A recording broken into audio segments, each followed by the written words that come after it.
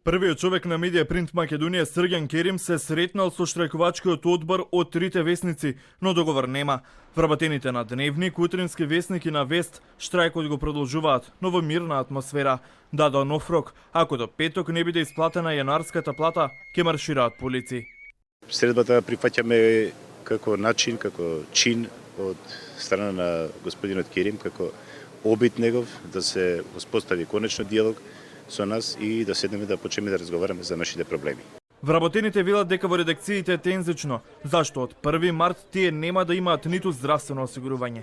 Луѓето имаат сериозни финансиски проблеми во смисол на примање плата, веќе почнува се размисли за февруарската плата, а пред се здравственото осигурување.